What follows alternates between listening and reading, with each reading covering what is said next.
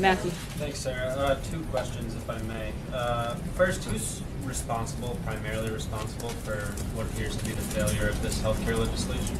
I would say Democrats. They're responsible. Given Sure. that they're in the minority. Absolutely. They're responsible for passing Obamacare. They're responsible for creating the mess that we're in. They're responsible for being unwilling to work with Republicans in any capacity to help fix a system that they know is completely flawed and have publicly said so. I think that it's pretty clear, and I think the responsibility lies on their shoulders. Zeke? Yeah, thanks, Sarah. I want to ask you about two statements from the president. One coming up a year ago this If Friday. you can speak up. Sorry, two statements from the president. One coming up a year ago this Friday at the Republican National Convention as he accepted that party's nomination. He said, "Nobody knows the system better than me, which is why I alone can fix it." So, if the president knew the system so well, does he owe his supporters an apology? That he couldn't get health care across the finish line. For what? Having the stock market at an all-time high, creating jobs, putting ISIS on the run, getting rid of countless regulations that have made the business climate better. Should he apologize for that? Absolutely not. We should be very proud of the progress that we've made in the first 6 months and the continued progress that we're going to make over the next 7.5 years. Second question, another statement regarding your response to Matt. This is from November 8th, 2013 from the president. Leadership. Whatever happens, you're responsible. If it doesn't happen, you're responsible. So why is the president trying to shunt responsibility over to Democrats? Doesn't he own any of the blame here? The blame of a program that was created and forced through before he took office? No.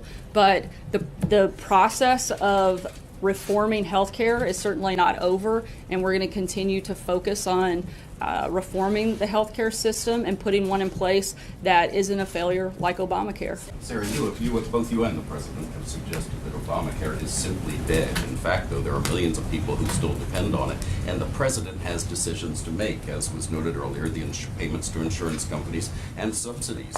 He can push this over the cliff, as Senator Schumer said a short time ago. He has the power to do that. It's not simply going to fail on its own. He has the power to do it. I disagree with you. I think we're seeing it fail day after day after day as millions of people. Well, if it's already failed, it can't fail day after day after day. You're saying it's dead. You're saying it's dead. It's not dead. There are still millions of people, many of them the forgotten men and women you like to talk about, who still depend on it. And he has the power to kill it dead. He has the power to push it over the cliff. Are you saying he's already made the decisions on subsidies and payments to insurance companies that would finally kill it? No, that's not what I'm saying. Again, in terms of Obamacare being dead, it's an unsustainable program. When something is unsustainable and it can't be revived. You're not saying it's dead.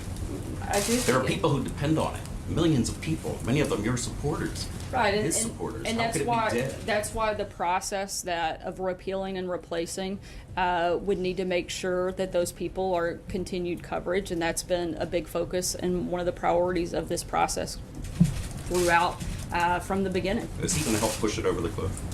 Again, I think this is already going over the cliff and doesn't need a push by the president. Sarah, when you've spoken to the president earlier today, said that this system will continue to collapse and will get to a point where Democrats have to come back to the table and join in trying to find a way to fix it. What specifically does the administration think would be that point where we would get a group conversation that has not happened yet? I think that's a question, frankly, you'd have to ask the Democrats. I think they're the only ones that know what's going to bring them to the table. You're the ones who keep saying that there's going to arrive a point at which the system has failed to such a degree that suddenly there's a willingness to compromise. So, like, what are you envisioning? Well, I can't Failures imagine of that. I individual can't imagine that plans? as this program, as he laid out, goes deeper and deeper off the cliff. You're either off the cliff or not off the cliff. You don't go deeper and deeper off a cliff. What is the point that you're describing? The point is Obamacare is simply unsustainable. We've said this 100 times. But you're saying it's you're not a gonna revive program that that can point. be revived. It is essentially a dead program in terms of being able to provide the type of health care that Americans need and deserve. And our point is the priorities that the president has laid out. We have to have a plan in place that actually provides care, not just coverage, that brings the costs down, lower deductibles, across the board reform. And at this point, hopefully Democrats will see how bad the system is and come to the table. What specifically is going to happen to bring them back to the table? Again, Other than, I mean, you're saying it's unsustainable, it can't be supported. I would and the think that president is those saying it's things going to get to a alone point where Chuck should Schumer wake knocks up on the door. Democrats and make them want to come to the table.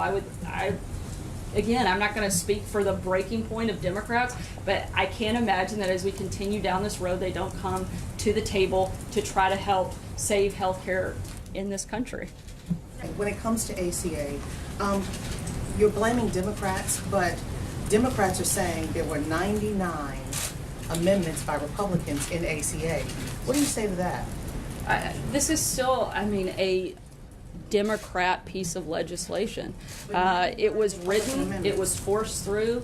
Not 99 amendments to how many hundreds of pages of legislation.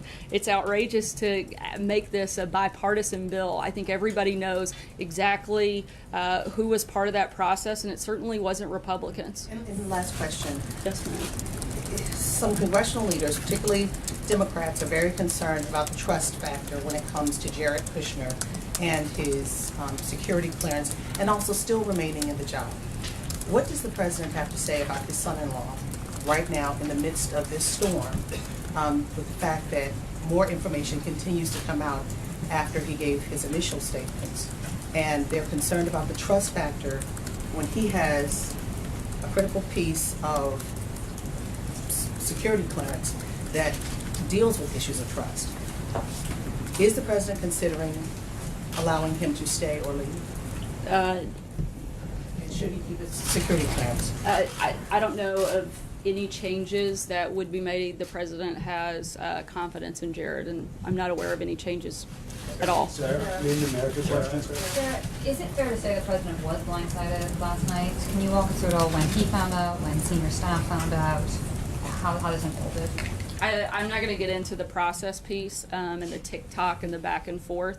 Again, as we've said a dozen times, our focus is on the repeal and the replace, not the process piece of it, but making sure that we get this done. Also, Sarah, Sorry. one more. Can you confirm the president did tell lawmakers again last night that they would look like dopes if they did not go for the repeal and replace? I'm not sure. I'll have to check and get back to you. Thanks, Sarah. I want to ask you about the president's pledge to get more Republicans elected in 2018.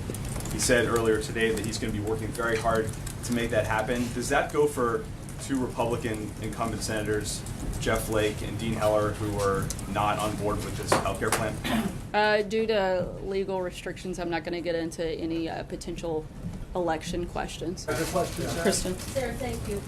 You continue to say this is Democrats' fault. The reality is they were willing to sit down at the table with you guys and negotiate to try to improve. I missed all of those phone Obamacare. calls coming They in. but they said they weren't going to work with you guys on repeal and replace. So isn't it fair to say that you guys were dug in and wouldn't find common ground with them as well? Not at all.